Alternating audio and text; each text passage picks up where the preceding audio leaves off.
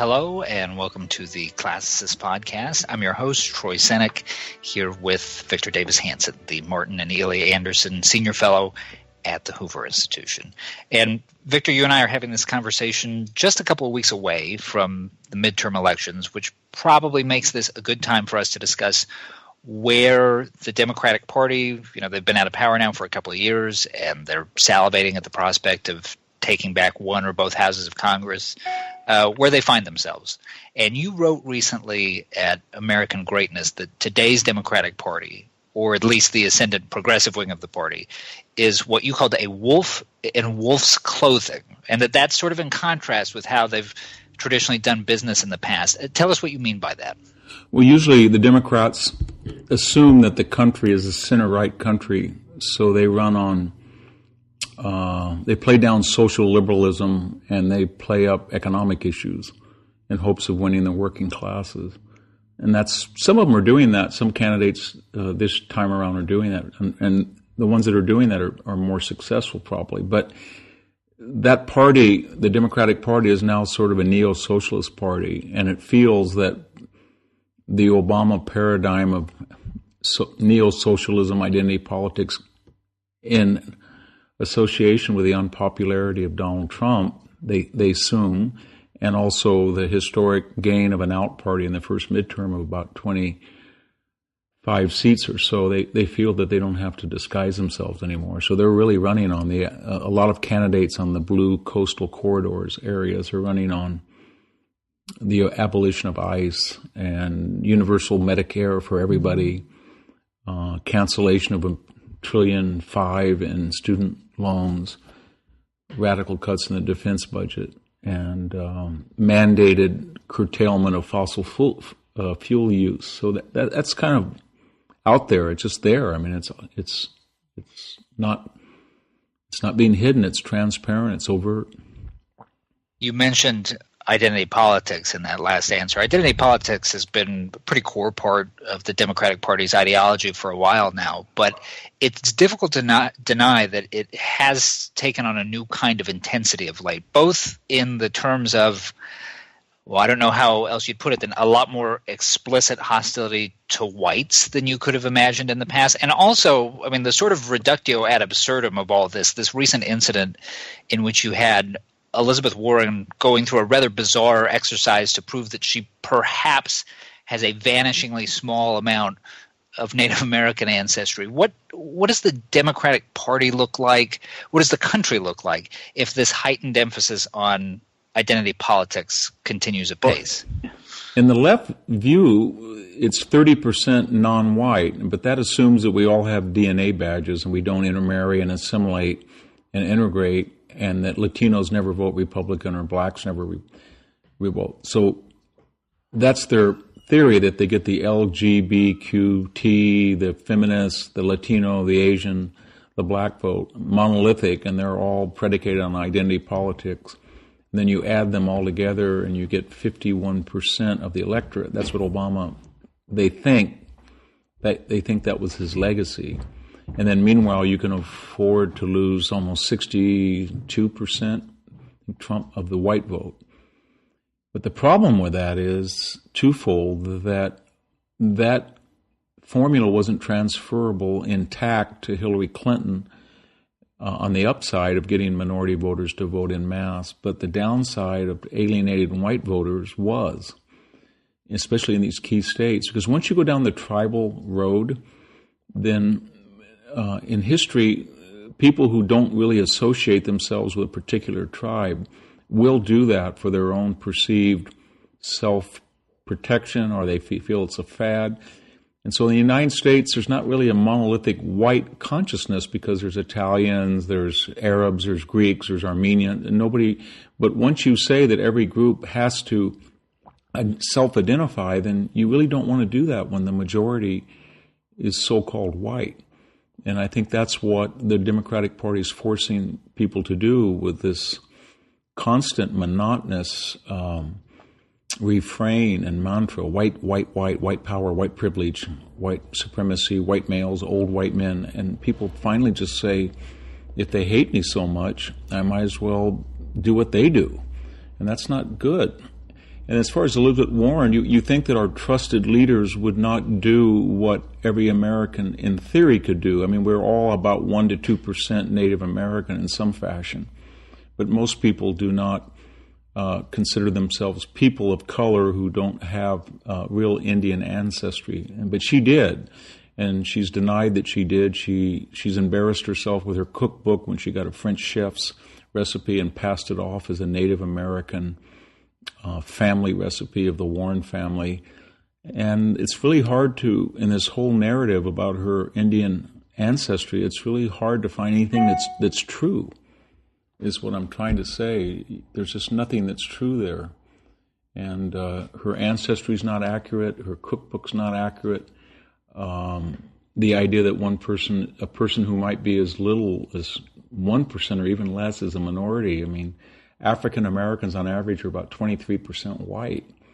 That's 23 times more than Elizabeth Warren's 1%. So if that's the standard, you're going to identify as your predominant ethnic pedigree a 1% ancestry bloodline, so to speak, then you wouldn't have any African Americans. They would all say, well, we're averaging 23%, so we're all white, which is fine with me, but I don't think that's what they intend to do.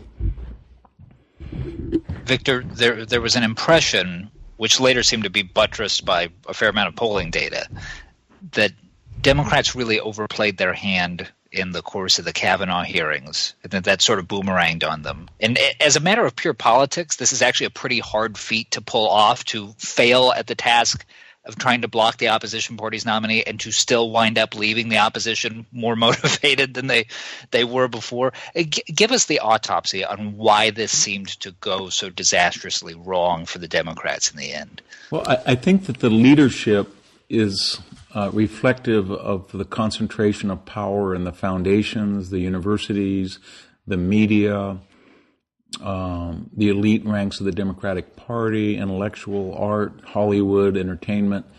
And that's about 10%. It's a very influential 10%. It adjudicates everything from ESPN to CNN to the latest Hollywood movies or Netflix or Amazon or social media. But it's not the majority of people.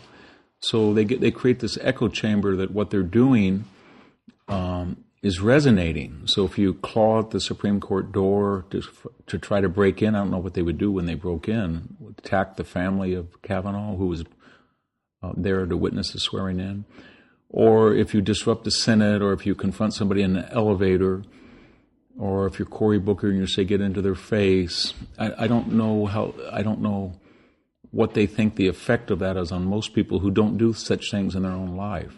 But so there's kind of a detach, and then they seem deer in the headlights surprised that they start to bleed support after Kavanaugh, after the demonstrations after Kavanaugh, after the Christine Ford testimony, after the Elizabeth Warren DNA press conference and video, and now with this so-called caravan at the border. All of these things were perceived by progressives as confrontational wedge issues that would embarrass the old white in the way Republican Party. But I think as you look at the polls, they've pretty much written off the Senate because of these issues, the way they've handled these issues. And they are losing certainty about the House. The House is starting to look like 2016 race. It really is. Maybe a close popular vote, but a lot of races breaking by 1 or a half point toward the Republican. The president, of course, has been voicing his concerns about immigration since back when he was a candidate. And he hasn't thus far been able to move on it in a serious way as president, at least not in the sense of getting the border wall built. But as we're talking here, a couple of weeks before the midterms, you've got, as you just mentioned, this massive caravan of people coming up from Central America through Mexico, trying to get to the United States.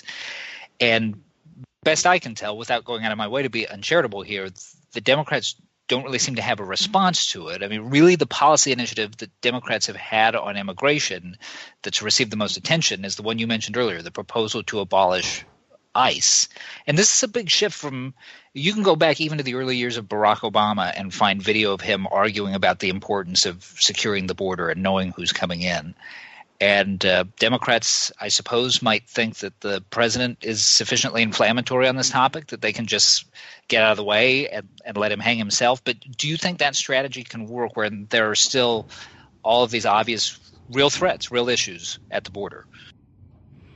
Well, I think they can't square the circle. There's too many factors at play that are not resolvable. One is that you can't have a nation if people, 10, 12,000 foreign nationals, just decide they're going to crash a border. If they choose to do that and they do so with impunity, then anybody can do it. And it makes a mockery of legal immigration, people who are waiting either for green cards or refugee status. So you can't do that and still have a legal, lawful society. The second thing is it's a really bad polling issue for progressives. They poll about 40% support for letting people come in and then claiming refugee status.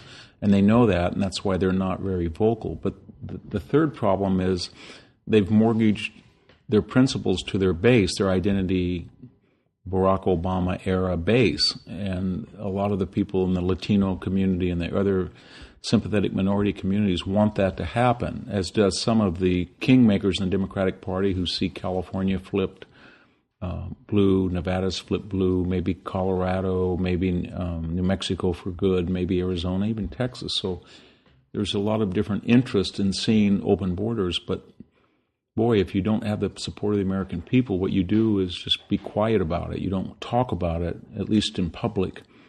And so you don't alienate your base, and you try not to alienate the majority of the population. So they're looking for other news events, such as the one currently about the supposed pipe bombs that were mailed to particular Democratic politicians and, George Soros type players.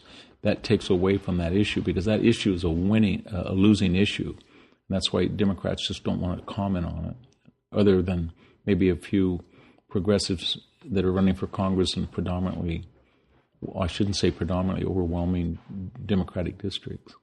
So the final thing that I'll ask you, Victor, we've seen this menacing and kind of illiberal trend in the past few months of people confronting elected officials in public, and not just in the sense of voicing disagreement, but sort of actively harassing people. So you had Jeff Flake being confronted in the elevators on Capitol Hill, or you've had people like Ted Cruz or Mitch McConnell being harassed in restaurants. And you've had certain Democrats, Maxine Waters probably most visibly, who've actually been condoning this trend, if not necessarily any of these specific events, but encouraging partisans to get up in people's faces. And as we're recording this, as you mentioned, we're also getting these ongoing reports of suspicious packages that may have explosives and them being sent to prominent Democrats. So I suppose it's not as if this is a purely one-way street, but there is a sense, Victor, that both the scope of the contempt that each side feels for each other and the means that they will use to express that contempt are expanding dramatically and expanding quickly. How concerned are you about political polarization in the current environment? Well, I wrote an article in the Defining Ideas, kind of a debate with Mo Farina at the Hoover Institution, where I argued that you should be very concerned, and he suggested maybe they're not as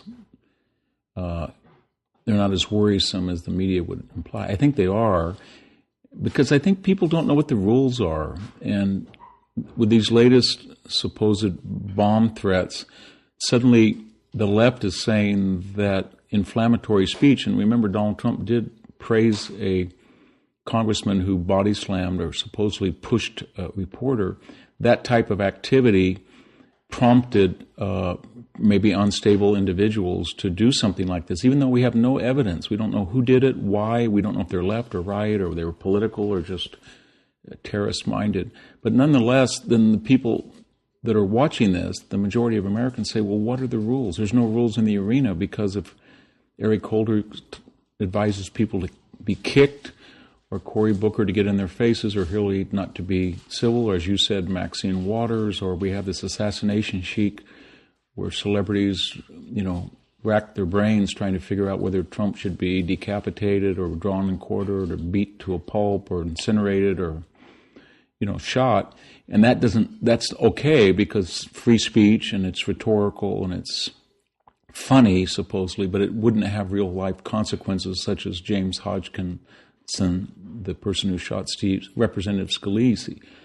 So they don't know what's the rules. When the left does it, it doesn't lead to real life consequences. But when Trump or the right say things they probably shouldn't, it does.